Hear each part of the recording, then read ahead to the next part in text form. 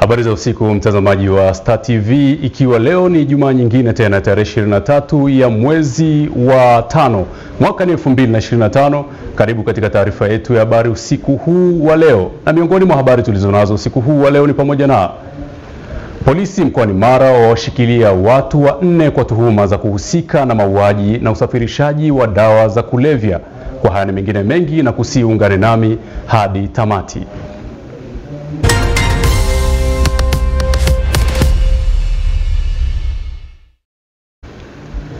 Unaweza vile vile kutufuatilia matangazo yetu kwenye YouTube kwa kuandika neno habari Star TV. Nitakaye kuongozea usiku huu wa leo naitwa Frankie Tawa. Karibu tuwe sote.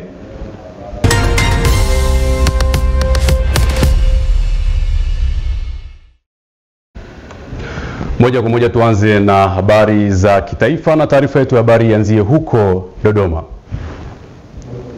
Waziri wa Ardhi, Nyumba na Maendeleo ya Makazi Deogratius Ndejembi amesema kuwa serikali imeandaa programu maalum ya uendeshaji upya maeneo yaliyochakaa katika miji.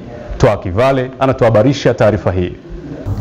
Waziri Ndejembi amesema hayo jijini Dodoma katika ukumbi wa idara ya habari Maelezo wakati akizungumza na waandishi wa habari kuelezea mafanikio ya miaka 4 ya serikali ya awamu ya 6, akieleza kuwa programu hiyo itasaidia kuboresha huduma za msingi katika maeneo hayo na hivyo kuyawezesha kuchangia ipasavyo katika pato la taifa.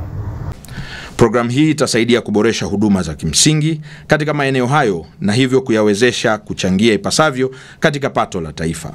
Programu hii imelenga kuboresha maisha ya wakazi, kupunguza umaskini, kuongeza fursa za kiuchumi na kuhakikisha miji inakuwa endelevu na inavyoweza kukabiliana na mabadiliko ya tabia nchi kwa kuwa na majengo, miundombinu na huduma bora zaidi kwa Watanzania.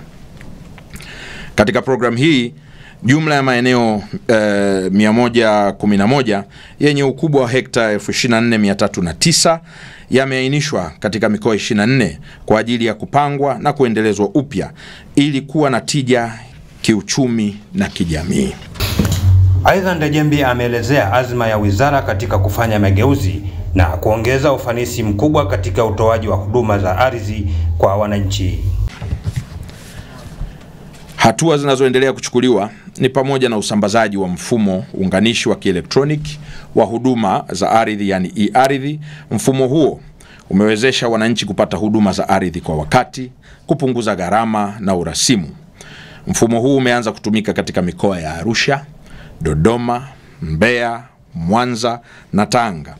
Na ni matarajio ya wizara kwamba usambazaji wa mfumo katika ofisi zote za ardhi za mikoa tutakamilisha kusambaza mfumo huu mpaka ifikapo mwaka 2027. Kutoka Dodoma, Toa Kivale, Star TV. Waziri wa Nchi Ofisi ya Rais TAMISEMI Mohamed Mchengerwa amesema wakurugenzi wa halmashauri nchini ambao hawatatoa ushirikiano kwa maafisa habari na kukwamisha utendaji kazi wao watachukuliwa hatua kwa mujibu wa sheria. Joyce Ngerengera ana taarifa zaidi. Waziri Mchengerwa ameyasema hayo katika kikao kazi cha maafisa wa habari wa mikoa, halmashauri na taasisi za ofisi ya Rais TAMISEMI, ambapo amewataka wakurugenzi kuhakikisha fedha zinazotengwa kwa ajili ya vitengo vya habari zinatolewa kwa wakati. Na tatu, hakikisheni maafisa habari wanaingia kwenye vikao vyote vya kisheria ili kuwawezesha kuwa na uelewa mpana wa eneo la kazi ili kuweza kusaidia yale yanayopatikana katika maeneo hayo na kutoa taarifa kwa jamii kwa ujumla. Fuatilieni utendaji wao kupitia wakurugenzi. Hakikisheni mafungu yao yameshuka kwao. Sio mkurugenzi anayashikilia, wakati ni wajibu zishuke chini ili maafisa hawa waende kukimbia kutafuta habari kwenye vijiji, vitongoji na miji kwenye maeneo yetu. Katika hatua nyingine, Waziri Mchengerwa amekili upungufu wa maafisa habari katika baadhi ya maeneo. Ziko halmashauri au majiji zina maafisa habari wengi kuliko upungufu uliopo kwenye baadhi ya mikoa miwili na baadhi ya halmashauri karibu 24. Kwa idadi ya maafisa habari tulionao serikalini chini ya ofisi ya Rais TAMISEMI, na kama mtafanya msawazo, katibu mkuu, ina maana kila mkoa kutakuwa na afisa habari, hata kwenye mikoa miwili ambayo imepungua. Sasa tumekuwa na mlundikano. Ziko halmashauri pengine zimeajiri wengi maafisa habari, au pengine kwenye majiji wamejaa maafisa habari, lakini ipo mikoa na ziko halmashauri hazina maafisa habari. Hasa hili katika kipindi hiki tunachoelekea huko mbele, ni vyema katibu mkuu mkaliangalia. Kwa upande wake, naibu katibu mkuu ofisi ya Rais TAMISEMI anayeshughulikia miundombinu, Mhandisi Logatus Mativila, ameeleza baadhi ya changamoto zinazokabili maafisa hao na kuathiri utendaji kazi. Lakini baadhi ya maafisa habari kutohusishwa kwenye vikao vya management na kusababisha kuwa na uelewa mdogo wa kuzisemea taasisi zao. Mheshimiwa Waziri, serikali imeazimia kuwaletea wananchi maendeleo kupitia njia ya habari.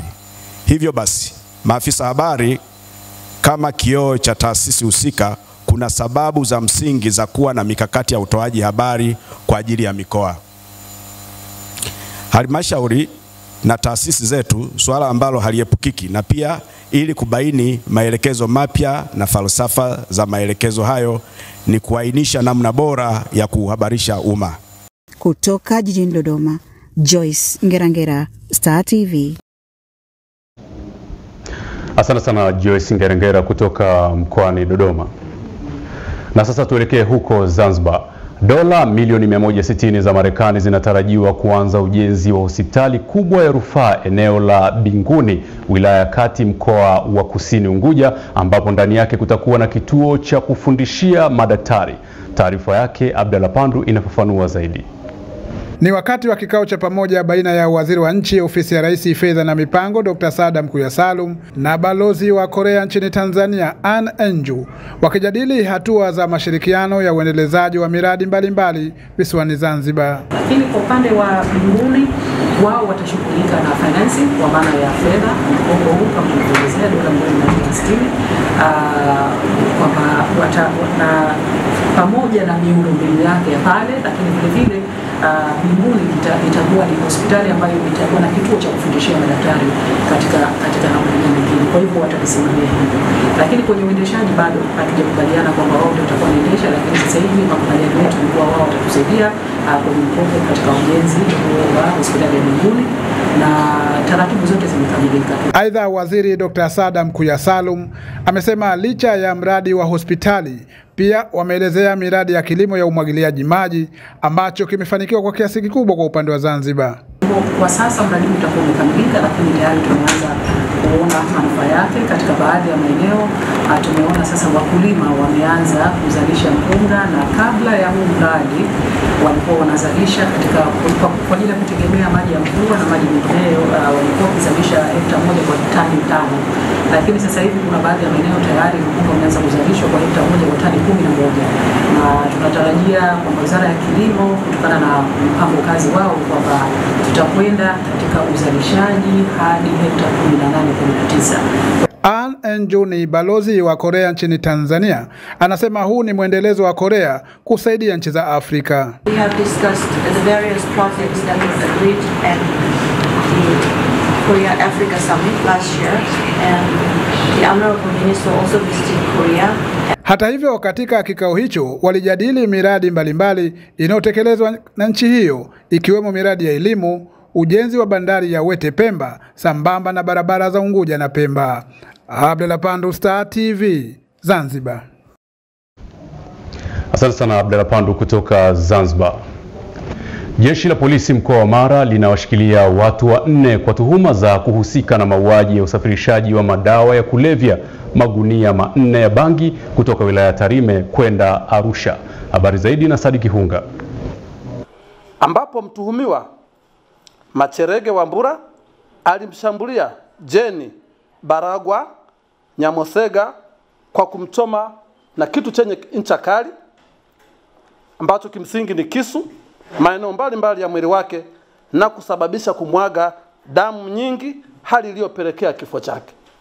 Kamanda wa polisi mkoa wa Mara, kamishna msaidizi mwandamizi wa polisi Pius Lutumo, akizungumzia tukio la mauaji, anasema jeshi la polisi linamshikilia Macherege Wambura, mkazi wa Robanda wilayani Serengeti, kwa tuhuma ya kumuua mpenzi wake aitwaye Baranga Nyamosenga baada ya kumkataa. Chanzo cha tukio hilo ni wivu wa kimapenzi, ambapo mtuhumiwa na marehemu walikuwa na uhusiano wa kimapenzi na waliachana baada ya uhusiano wao kudumu kwa muda kadhaa, na hii ilitokana na marehemu kubaini kuwa mtuhumiwa alikuwa anajihusisha na vitendo vya kihalifu, hususan wizi na ujangili. Katika tukio la usafirishaji wa madawa ya kulevya, Kamanda Lutumo anasema kuwa wamewakamata watu 3 waliokuwa wakisafirisha gunia 4 za bangi kutoka wilayani Tarime kwenda Arusha. Tukio hilo limetokea Mei 21, 2025 majira ya saa 3 za asubuhi katika kijiji cha Isenye wilaya ya Serengeti mkoa wa Mara, ambapo madawa hayo yalikamatwa katika upekuzi wa gari namba T 611 CWV aina ya Scania. Kamanda Lutumo ametoa wito kwa wakazi mkoani hapa kuacha tabia za kujichukulia sheria mkononi, huku akiwaonya wasafirishaji wa abiria kuwa makini wanapopokea mizigo ya abiria katika vyombo vyao. Sadiki Hunga, Star TV, Mara. Asante sana Sadiki Hunga kutoka mkoani Mara. Uongozi wa Chama cha Mapinduzi CCM umesema zaidi ya 90% ya miradi ya kimkakati imekamilika na mingine ipo katika hatua za mwisho kukamilika ndani ya miaka 4 serikali ya awamu ya 6. Katika mikutano yake ya njia panda wilayani Maswa, Maganzo wilaya ya Kishapu na Shinyanga mjini, katibu wa NEC itikadi, uenezi na mafunzo wa CCM Amos Makala anasema mradi wa treni ya umeme ni miongoni mwa miradi yenye tija iliyopiga hatua na kukamilika kwake. Dr. Samia Suluhu Hassan aliahidi kwamba miradi yote aliyoanzisha hayati Magufuli ataikamilisha, na Dr. Samia akaahidi nitaikamilisha na kuendeleza miradi mingine mipya. Ahadi hiyo ameitekeleza. Treni ya umeme ya mwendo kasi kutoka Dar es Salaam mpaka Dodoma imekamilika.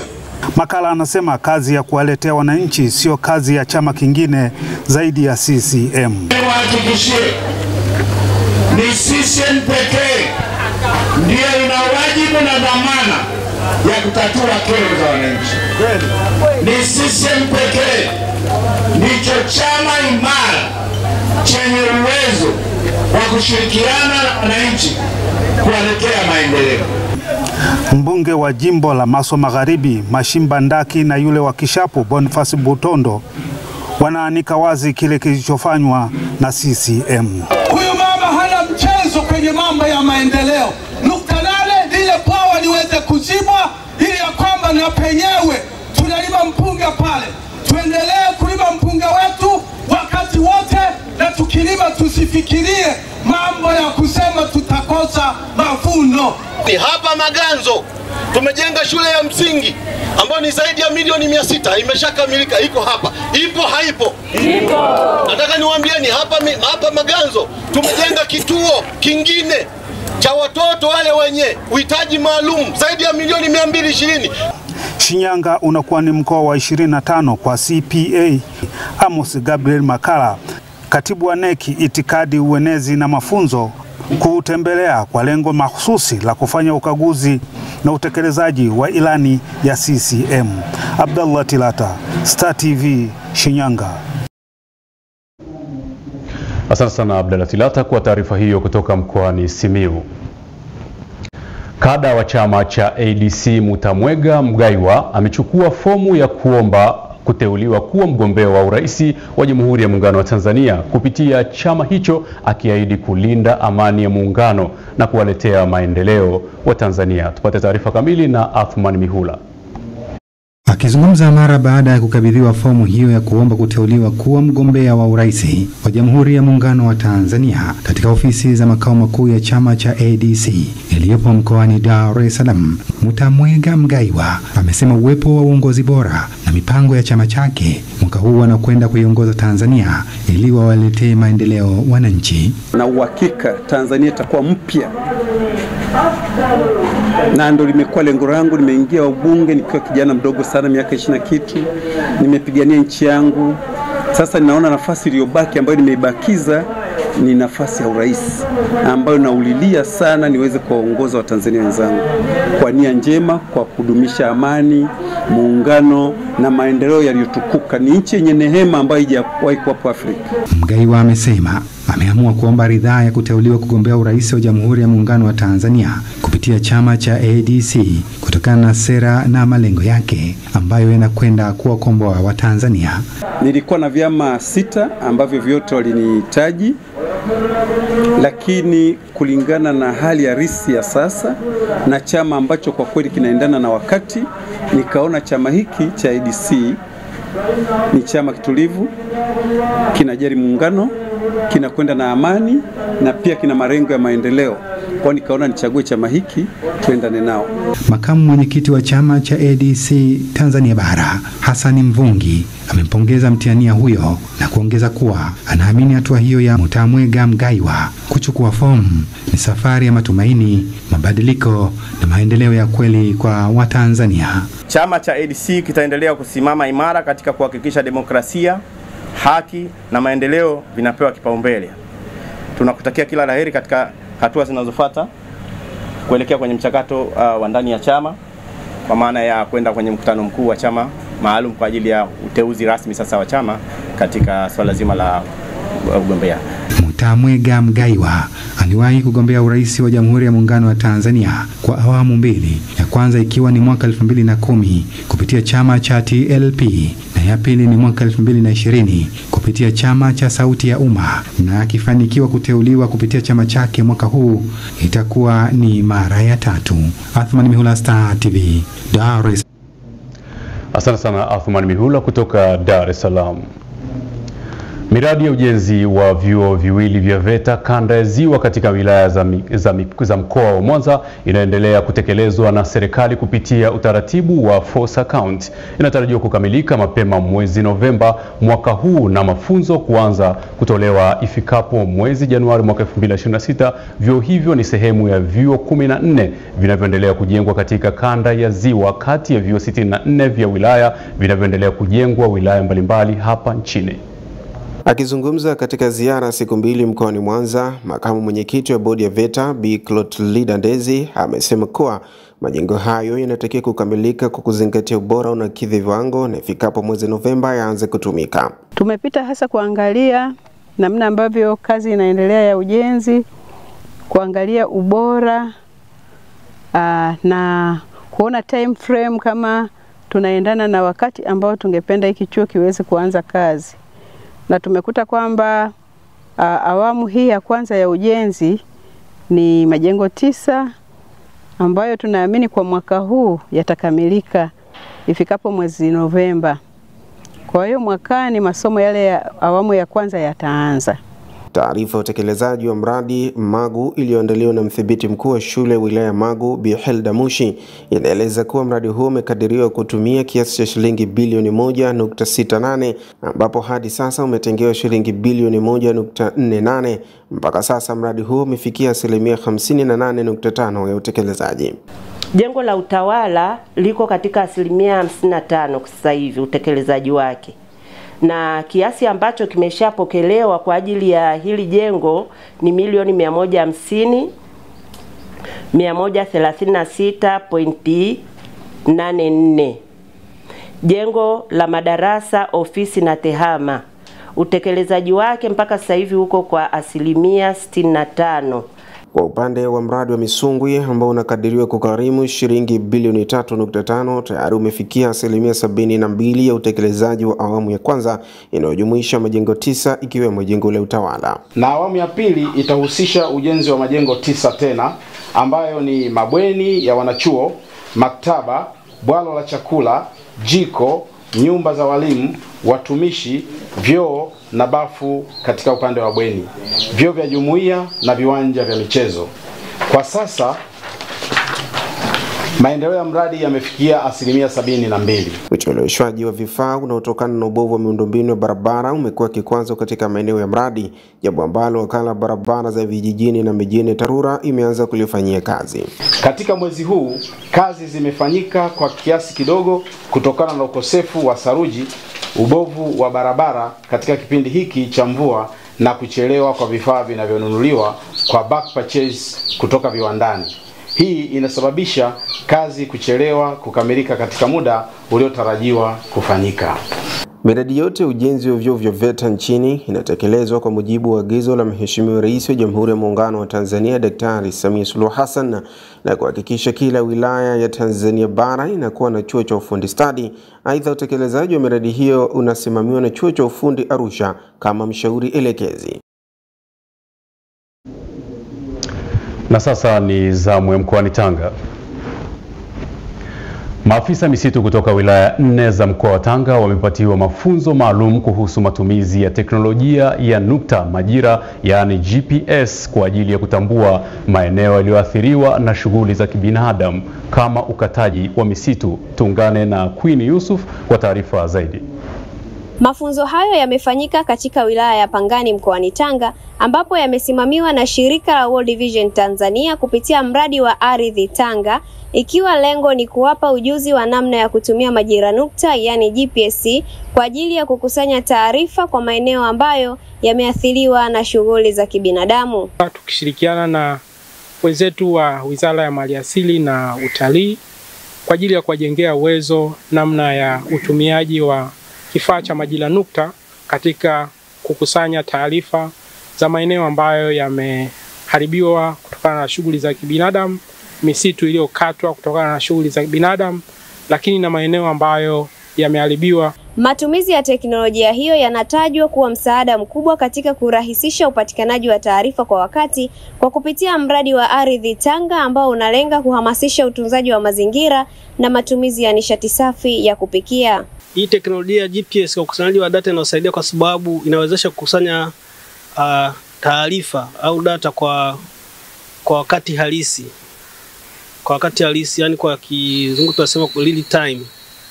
Uelewa wa wanafunzi wetu ni mkubwa sana, na hivyo tuna matumaini makubwa katika wao kwenda kutendea kazi au kufanyia kazi yale yote ambayo wametoka nayo hapa. Changamoto mbalimbali zilizopo ni katika vitendea kazi hivi. Tunajua kabisa haviwezi kupatikana katika kila sehemu, lakini tunajitahidi kushirikiana na mradi wetu wa ardhi, angalau hata katika kila wilaya, kila mmoja aliweza kupata mafunzo haya akaweza kushirikishwa au kutumia kifaa hichi katika kwenda kutunza au kufuatilia mazingira yetu kwa ujumla. Nao maafisa misitu wamesema teknolojia hiyo itawasaidia kupanga mikakati ya kurejesha mazingira pamoja na kufanikisha upandaji wa miti na shughuli nyingine za uhifadhi. Kwa mwisho wa siku hayo maeneo yakishatambuliwa, tutayacholea ramani zake, mwisho wa siku tutaweka kwenye maandishi yatatumika, yatatusaidia kwa ajili ya urejeshaji kama yameharibika kwa kiwango kikubwa. Kwa tunawaelimisha na tunazidi kuwaelimisha ili tushirikiane kwa pamoja kuhifadhi misitu yetu. Kwa kila aliyotoka kwenye mafunzo ameelimisha mtu na mtu, kwa hiyo wameelewa. Mafunzo hayo yamefanyika kwa siku 5 na yamewakutanisha maafisa misitu kutoka wilaya 4 za mkoa wa Tanga ambazo ni Kilindi, Handeni, Pangani na Mkinga. Queen Yusufu, Star TV, Tanga.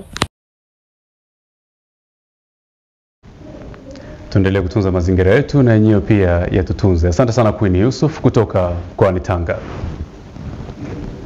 Zaidi ya nchi 40 duniani zinatarajiwa kushiriki maonyesho ya karibu Kiel Fair 2025 yanayotarajiwa kufanyika jijini Arusha, yenye lengo la kukuza na kutangaza bidhaa za sekta hiyo muhimu. Beatrice Gerard anatuarifu habari hii. Ni kuelekea msimu wa 10 wa maonyesho ya karibu Kiel Fair, ambapo mkurugenzi wa kampuni ya Kiel Fair Promotion Company Limited, Dominic Shaw, anaeleza namna walivyojipanga katika tamasha la mwaka huu, ikiwa ni sehemu mojawapo ya kuunga mkono jitihada za serikali. Tunawaleta wadau wasiopungua 800 wauza utalii kutoka sehemu mbalimbali duniani, zaidi ya nchi 40.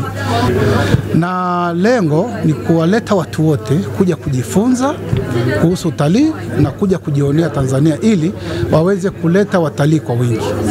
Na lengo kubwa ni kusupport initiative za Royal Tour za Mheshimiwa Rais Mama Samia Suluhu, kuhakikisha kwamba tunatoka katika namba tulionayo kwenda kwenye target ya touristi 5 miaka michache ijayo. Naye afisa mhifadhi mkuu kutoka shirika la hifadhi za taifa TANAPA, Eunice Msangi, anaeleza namna walivyojipanga kutumia maonyesho hayo katika kutangaza utalii na hifadhi za taifa. Shirika la hifadhi za taifa TANAPA litashiriki katika maonyesho haya ya karibu Kiel Fair 2025, ikiwa ni moja ya mikakati yake katika kutangaza vivutio vya utalii vilivyo katika hifadhi za taifa takriban 21. Hivyo katika maonyesho haya tutashiriki kwa lengo la kuelimisha jamii kuhusiana na hifadhi za taifa, kuhusiana na shughuli zote za uhifadhi pamoja na utalii kwa ujumla. Nao baadhi ya wadau wa utalii wanaeleza namna walivyojipanga kutumia maonyesho hayo katika kukuza shughuli za utalii hapa nchini. Na katika sekta ambazo zinakuwa kwa kasi katika nchi yetu sasa hivi ni sekta ya utalii. Na maonyesho haya yanatoa fursa ya kuwakutanisha watoa huduma za utalii lakini pia na wanunuzi. Kwa hiyo benki ya CRDB imekuja kudhamini maonyesho haya ili kuwezesha Watanzania wanaotoa huduma na wale wanaotaka kupata huduma mbalimbali za kibenki katika sekta ya utalii kupata huduma hizo. Uwepo wetu hapa ni kwamba tumedhamini tukio hili na vile vile tutakuwepo katika maonyesho haya kutangaza bidhaa zetu ambazo sisi tunazo ambazo zinapatikana katika eneo letu la hifadhi ya eneo la Ngorongoro. Tamasha la karibu Kiel Fair linatarajiwa kufanyika tarehe 5 hadi tarehe 8 mwezi wa 6 katika eneo la Kisongo, nje kidogo ya jiji la Arusha. Beatrice Gerard, Star TV, Arusha. Asante sana Beatrice Gerard kutoka mkoani Arusha. Jumuiya ya mamlaka ya serikali za mitaa inayoundwa na nchi zinazozunguka Ziwa Victoria, kanda ya Tanzania, imesema itaendelea kuunga mkono jitihada za serikali za kuhamasisha matumizi bora ya nishati safi ya kupikia katika kukabiliana na uharibifu wa mazingira. Taarifa zaidi na Wilson Elisha. Kauli hii imetolewa jijini Mwanza na makamu mwenyekiti wa Lovelock kanda ya Tanzania Magongo Justus wakati wa hafla ukabidhi mfano wa hundi ya shilingi milioni 15 kutoka kwa uongozi wa benki ya NMB, ikiwa ni sehemu ya maandalizi ya mkutano wa 25 wa Lovelock. Na mkutano huu tutazindua rasmi kampeni ya nishati safi ya kupikia itakayoendeshwa na wanawake wa mtandao wa Lovelock, na tutagawa majiko yanayotumia nishati safi ya kupikia. Kampeni hii itaenda katika mikoa yote 6 ya kanda ya Ziwa, tukiunga mkono mkakati wa taifa wa matumizi ya nishati safi ya kupikia 2024-2034. Mwakilishi wa meneja wa NMB kanda ya Ziwa, meneja wa tawi la NMB Pamba John Nyoni, baada ya ukabidhi mfano wa hundi hiyo, amesema wataendelea kushirikiana na wadau mbalimbali wakiwemo Lovelock. Leo nipo hapa kwa kazi moja tu, kukabidhi mfano wa hundi wa shilingi milioni 15 ikiwa ni udhamini wa benki ya NMB kwa ajili ya mkutano mkuu. Benki ya NMB inajivunia kuendelea kuwa wabia wakubwa wa jumuiya hii na tunaithamini sana. Tunathamini sana heshima hii ya kipekee ambayo tumekuwa tukipewa na uongozi wa Lovelock ya kujumuika pamoja nanyi katika kufanikisha shughuli za jumuiya yetu hii. Upande wake katibu mkuu wa Lovelock Billy Brown ameelezea maandalizi ya kufanyika kwa mkutano huo Mei 26 jijini Mwanza ambao utawashirikisha wajumbe kutoka halmashauri wanachama wa jumuiya hiyo. Nategemea mgeni rasmi katika mkutano huu atakuwa naibu waziri mkuu Dr. Doto Biteko ambaye ndiye atatufungulia mkutano, pia atazindua kampeni hiyo ya nishati safi kufikia. Napenda tuwakaribishe wote kushiriki katika mkutano huu, wadau mbalimbali wa maendeleo ambao tayari tumeshawakaribisha nao watashiriki katika sekta mbalimbali ili tuweze kuwa na mtazamo wa pamoja ambao tutajadiliana na kuweza kushikana nguvu katika ustawi wa bonde letu la Ziwa Victoria na kulinda rasilimali Ziwa Victoria. Mkutano huo wa Lovelock utawashirikisha wajumbe wanachama kutoka halmashauri 42 zinazozunguka Ziwa Victoria, na mwaka huu umebeba kauli mbiu isemayo shiriki uchaguzi mkuu, chagua viongozi bora. Wilson Elisha, Star TV, Mwanza. Endelea kubaki na kituo bora kabisa cha matangazo ambacho ni Star TV. Mtazamaji, tuna mapumziko mafupi, tutakaporejea itakuwa ni wasaa wa jicho letu mkoani. Leo tupo mkoa gani? Endelea kuwa nasi. Mimi naitwa Frankie Tawa.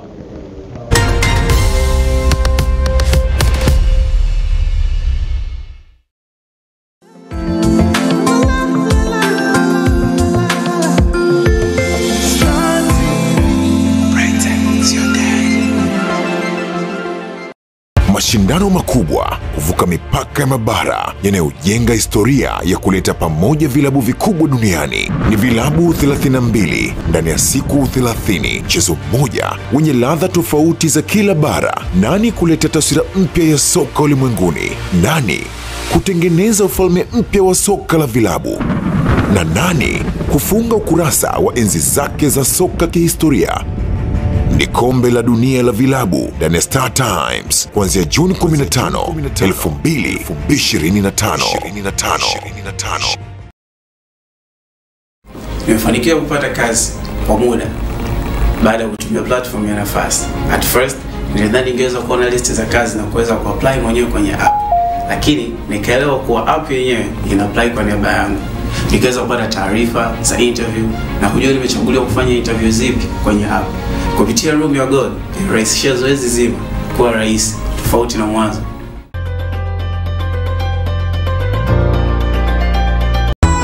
Naitwa Freddy. Nimekuwa nikinunua bidhaa tofauti pasipo kuhakikisha alama ya ubora wa bidhaa. Nilikumbushwa lakini sikujali. Nilikumbushwa tena. Pengine tena na tena juu ya uhakiki wa kila bidhaa ninayonunua iwe na alama ya uthibitisho wa ubora. Bado nilipuuzia. Sikujali.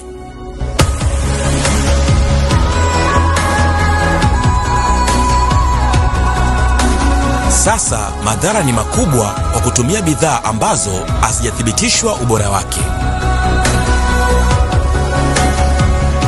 Tafadhali, hakikisha alama ya ubora ya TBS kwa kila bidhaa unayonunua. Ujumbe huu umeletwa kwenu na Shirika la Viwango Tanzania, TBS.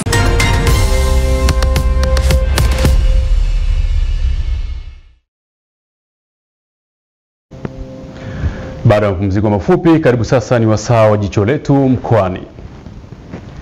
Jamii imetakiwa kuachana na imani potofu zinazoambatanishwa na ugonjwa wa fistula kwa wanawake wanaopitia changamoto wakati wa kujifungua. Taarifa zaidi na Laudence Mkonda. Ni maadhimisho ya kitaifa ya siku ya fistula duniani ambayo yamefanyika viwanja vya hospitali ya rufaa ya kanda ya Mbeya, kitengo cha wazazi META. Mkuu wa mkoa wa Mbeya Dr. Juma Homera ameeleza kuwa fistula ni ugonjwa unaotibika na si laana kama inavyodhaniwa na baadhi ya watu. Kama mnavyofahamu, ugonjwa wa fistula ni wa uzazi, ni tatizo la kiafya linalosababishwa na uchungu pingamizi wakati wa kujifungua na kupelekea mama kutokwa na mkojo au kinyesi au vyote kwa pamoja kupitia sehemu isiyokuwa ya kawaida. Nitoe rai kwa wananchi wenye changamoto hii. Ni vyema wakamuona daktari, wakaja hospitali ya rufaa ya kanda na hospitali zingine ambazo zinatoa huduma hii. Meneja wa shirika la Fistula Foundation Clement Ndahani ameeleza kuwa ugonjwa wa fistula unatibika kwa upasuaji wa kitaalamu. Tumeshasaidia matibabu ya kina mama zaidi ya 7,600 na kwa mwaka jana tulisaidia matibabu ya kina mama 1,312 na pia tunasaidia kama tulivyosema hapa Mbeya. Leo tunapoadhimisha tulisema tusiazimishe tu, lakini na kazi ifanyike. Kwa hiyo katika maadhimisho haya wametibiwa wakina mama 15. Baadhi ya wanawake waliotibiwa na kupona baada ya kuathiriwa na fistula wametoa ushuhuda wao wakieleza jinsi walivyorejeshewa heshima na matumaini. Wengine walikuwa wanashindwa hadi kutoka nje. Walikuwa wanalala tu ndani, vitandani. Yaani hata kutoka nje anaogopa. Jirani akija anajifungia mlango. Lakini tunashukuru sana jamani. Nilitibiwa pale Bugando mwaka 2004. Yaani nimetibiwa hasa ugonjwa ulianza mwaka 2004 kwa ajili ya kujifungua. Kwa mujibu wa shirika la afya duniani WHO, inakadiriwa kuwa wanawake wapatao 3,000 hupata fistula kila mwaka nchini Tanzania, lakini ni wachache tu wanaopata matibabu kutokana na ukosefu wa uelewa wa huduma ya afya. Kubwa zaidi ambalo limehimizwa hapa ni jamii kuondokana na dhana potofu kwamba ugonjwa huu wa fistula ni wa imani za kishirikina, bali wafike katika vituo hivi vya afya ili kuweza kupata ushauri. Laudence Ponda, Star TV, Mbeya. Na hilo lilikuwa ni jicho letu mkoani. Mtazamaji, tuna mapumziko mafupi, tutakaporejea itakuwa ni wasaa wa habari za biashara na uchumi. Endelea kubaki na Star TV.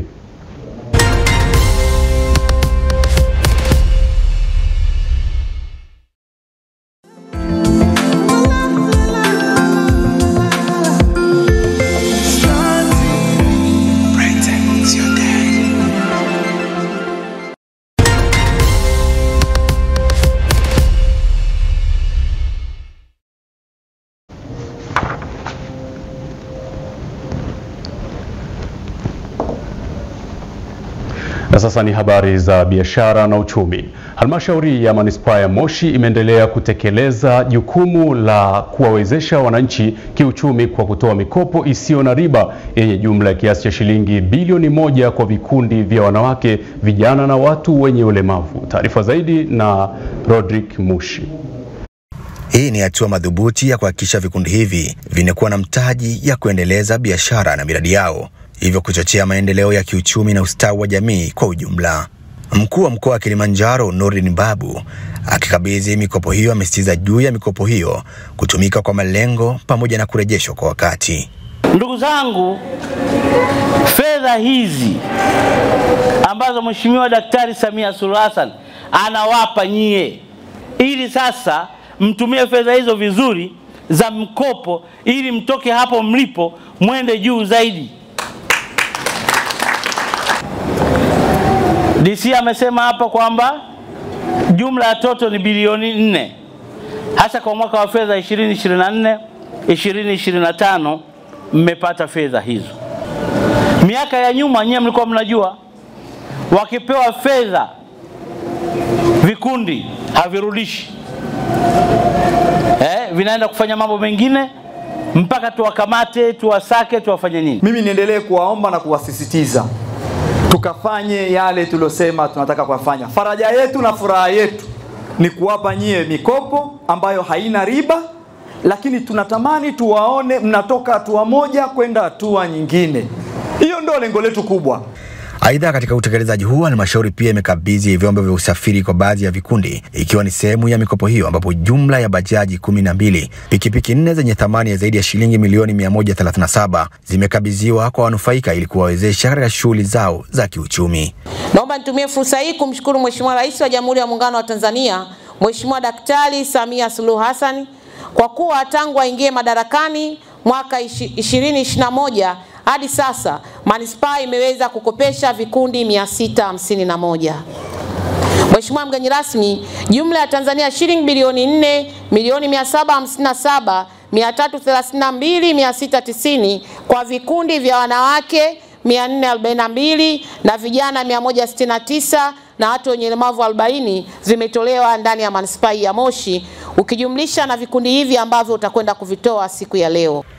Kwa upande wa wanufaika wa mikopo hiyo wamesema itawasaidia kuchochea maendeleo ya kiuchumi pamoja na ustawi wa biashara zao kwa ujumla.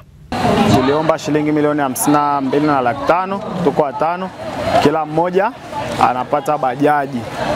Huu mkopo unaenda kutunufaisha katika uchumi, tatukuzia uchumi wetu. Mwanamke anaweza, nikaona naweza nikafanya biashara ya bajaji na nikapata hela. Ninaona kama ndoto, nilikuwa sitegemei kama nitapata. Kwa hiyo nimeupokea kwa moyo wa shukrani sana. Rodrick Mushi, Star TV Kilimanjaro. Mwisho wa habari za biashara na uchumi. Punde habari za kimataifa zinafuata.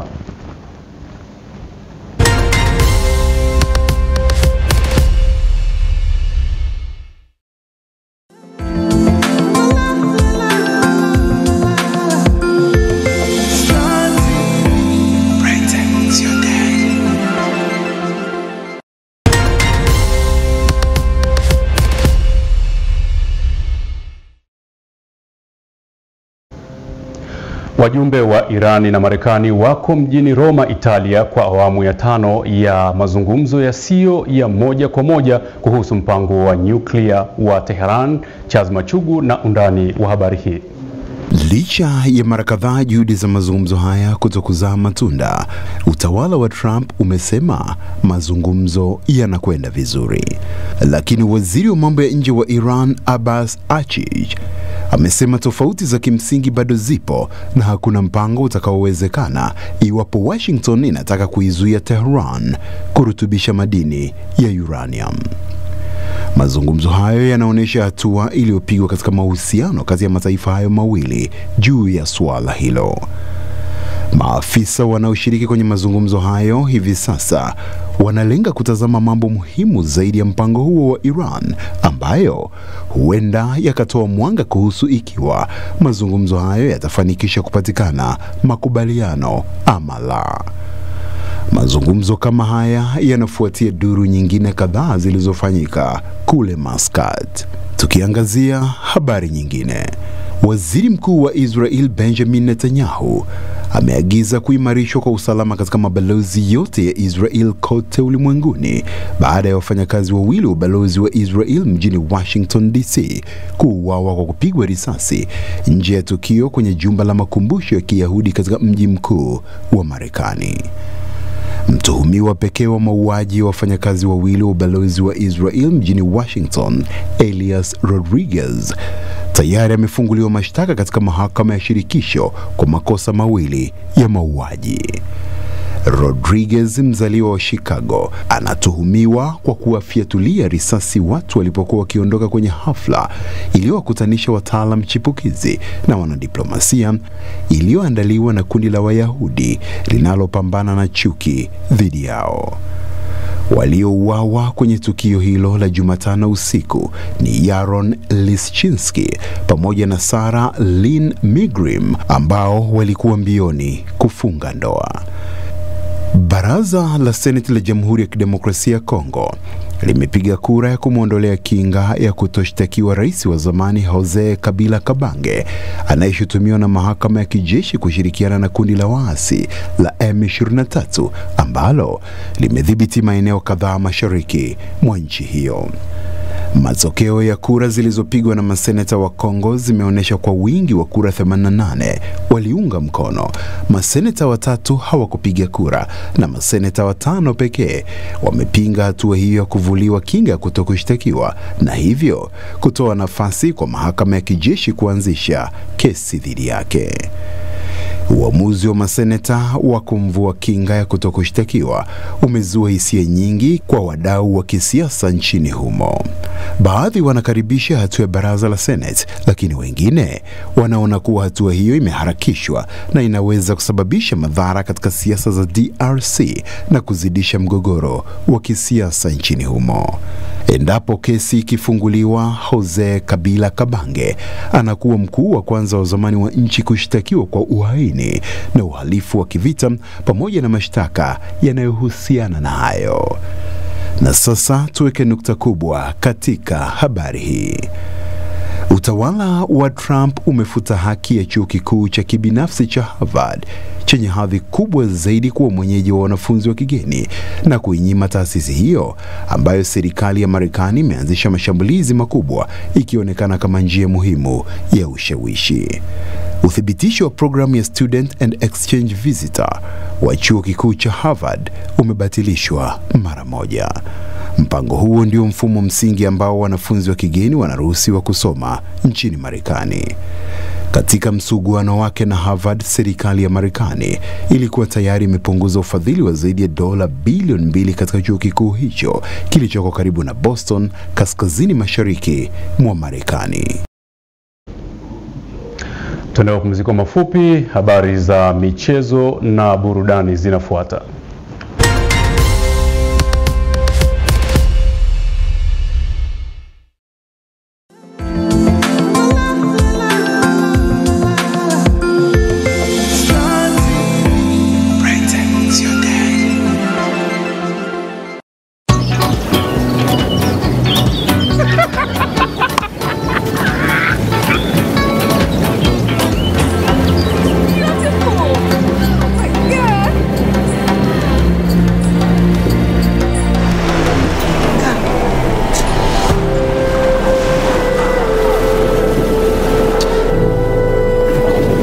Ufalme wetu haukaukiwi. Hapa show mbili mpya, huku tamthilia endelevu. Hapa vicheko na kule madrama kama yote ndani ya Maisha Magic Bongo.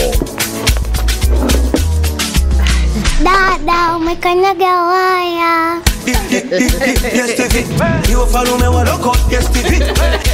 Kulipia piga *150 *53 reli. Wafalme wa loko, usikanyage waya.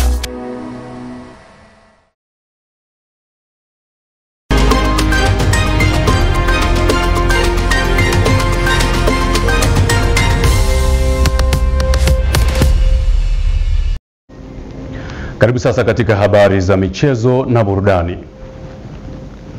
Kamanda wa jeshi la polisi mkoa wa Mjini Magharibi Richard Mchomvu amewataka mashabiki wa soka kufuatia utaratibu katika mchezo wa fainali ya pili ya kombe la shirikisho Afrika kati ya Simba na RS Berkane unaotarajiwa kuchezwa saa 10 Jumapili hii katika uwanja wa New Amani Complex. Tuungane na Abdalla Pandu kutoka Zanzibar. Akizungumza kuelekea mchezo huo, Kamanda Mchomvu anasema ni muhimu kufuata utaratibu ili kuondosha usumbufu unaoweza kujitokeza wakati wa pambano hilo. Uwanja utafunguliwa saa 5 asubuhi, lakini mechi yenyewe itaanza saa 10 jioni. Kwa hiyo ni wataka wananchi, kwa sababu uwanja utafungua saa 5 asubuhi, wawahi. Na wananchi ambao wanatakiwa kufika uwanjani ni wale tu wenye tiketi. Yaani kama una tiketi ya kushiriki kwenye mchezo huo, usije uwanjani, utajitafutia shida. Hata hivyo, Kamanda Richard Mchomvu amesisitiza mashabiki wanaokwenda kuangalia mchezo huo kununua tiketi zao katika maeneo maalum yaliyopangwa ili kuepuka kuuziwa tiketi zisizokuwa halali. Na kwenye tiketi niseme tu kwamba tumeona mashindano ya makubwa yanapofanyika hapa, kuna watu wanapewa tiketi, anapoenda kule kwenye geti haisomeki. Ni wataki watu wakate tiketi kwenye maeneo ambayo zaidi FF wameelekeza na CAF wameelekeza na TFF. Hayo mashirikisho yote yako hapa. Kateni tiketi wananchi maeneo ambayo yameelekezwa, yanatangazwa, vyombo vyetu hivi vinaeleza tiketi zinapatikana wapi. Wakiendelea na hamasa kuelekea mchezo huo, klabu ya Simba leo hii wametembelea na kufanya dua katika kaburi la aliyekuwa Rais wa Jamhuri ya Muungano wa Tanzania na Rais wa Zanzibar, marehemu Mzee Ali Hassan Mwinyi, ambaye aliwahi kuwa mgeni rasmi kwenye fainali ya Simba ya mwaka 1993. Mapenzi yake Mwenyezi Mungu, ubingwa ambao aliukosa yeye mwaka 93 tunakwenda kumpa mtoto wake rais. Manake tarehe 25 inaishia 5. Mwezi wa 5 inaishia 5. 2025 inaishia 5. 5 ziko 3 hizo. Basi inshallah Mwenyezi Mungu 5 azifanye zilikuwa ni magoli 3. Kufanyika kwa mchezo huo mkubwa ni heshima kubwa kwa Zanzibar. Hivyo wananchi wanatakiwa kuzingatia usalama ili michezo mingine mikubwa iendelee kuja visiwani Zanzibar. Abdalla Pando, Star TV, Zanzibar. Kila laheri timu ya Simba Sports Club katika mchezo huo. Uongozi wa manispaa ya Ilemela mkoani Mwanza umesema umejipanga kuunda kikosi cha wachezaji 120 na makocha 12 watakaoleta ushindani katika mashindano ya UMITASHUMTA ngazi ya mkoa wa Mwanza. Taarifa zaidi na Wilson Elisha. Ni sehemu ya wanamichezo 400 wakiwa kwenye viwanja vya michezo vya shule ya sekondari Bwiru wavulana wakiendelea na michezo mbalimbali. Afisa elimu division ya awali na msingi Mashero Bahame amesema ana uhakika wa kuibuka na ushindi katika mashindano ya ngazi ya mkoa. Hapa tuko tumekuja kwa mara siku ya kwanza ni kambi, tutakuwa na siku 4 mfululizo mpaka siku ya Jumapili na siku ya Jumatatu tutatoa timu yetu kupeleka wanafunzi 120 kwenye kambi ya mkoa. Tumejipanga katika michezo yote, tumejipanga kwenye netball, tumejipanga kwenye football, tumejipanga kwenye handball, tumejipanga kwenye volleyball na michezo yote iliyopo hapa kama ndio kuona vijana wanavyochangamkia. Bahame amesema nidhamu kwa wachezaji wanaoshiriki michezo hiyo ni muhimu ikazingatiwa. Sisi kama viongozi timu nzima ya wilaya na manispaa Ilemela ikiongozwa na mkurugenzi tuko nao pamoja, wasijisikie wanyonge. Popote pale tulipo tunahitajika, tunapatikana masaa yote, tukitafutwa tunapatikana, tukiitwa tunaitikia. Kwa hiyo hakuna mwanafunzi au mwanamchezo yote aliyepo hapa ambaye anatakiwa kukaa kinyonge. Wakae kwa amani, wakae kwa upendo, wakae kwa mshikamano, wafanye mazoezi ya kutosha, wahakikishe timu ushindi katika manispaa yetu unarudi. Afisa michezo manispaa Ilemela Bahati Sosho Kizito ambaye ni meneja wa timu ya manispaa hiyo amesema kila mwanamichezo anayeshiriki mashindano hayo ana hali ya kufanya vizuri. Kanda 4 zimekuja kukutana katika mashindano ya wilaya. Tutaunda timu moja, tunakwenda kwenye mashindano ya mkoa ambao tunakutana na halmashauri zingine 7 zilizobaki. Tunakuwa halmashauri 8 ambazo tunafanya mashindano. Mara baada ya hapo tutaunda timu ya mkoa ambao baadhi ya wachezaji wetu watachaguliwa katika timu hizo za michezo mbalimbali na kisha kwenda kushiriki mashindano ya UMITASHUMTA taifa. Mmoja wa Na sasa Godlison Kitomari yuko tayari kwa ajili ya habari za michezo kimataifa. Karibu Godlison. Kocha wa klabu ya Napoli Antonio Conte amewataka wachezaji wake kuwa watulivu na kuonyesha nidhamu wanapoingia kwenye mchezo wao wa mwisho wa msimu dhidi ya Cagliari, mechi ambayo inaweza kuamua hatima ya ubingwa wa ligi kuu ya Italia msimu huu. Napoli wanaongoza ligi kwa alama 1 mbele ya Inter Milani ambao nao usiku huu watakuwa na mchezo ugenini dhidi ya Como, na ushindi wa Napoli utawahakikishia taji lao la Serie A na ni taji ambalo litakuwa la kihistoria kwa kocha Conte na klabu hiyo. Wakijiandaa na mchezo huo, Conte ameonyesha majuto kutokuwepo kwenye benchi kutokana na kadi nyekundu aliyopata baada ya mvutano mkali na kocha wa Parma kwenye mchezo uliopita uliomalizika kwa suluhu. Conte amesema anasikitika kutokuwa kwenye benchi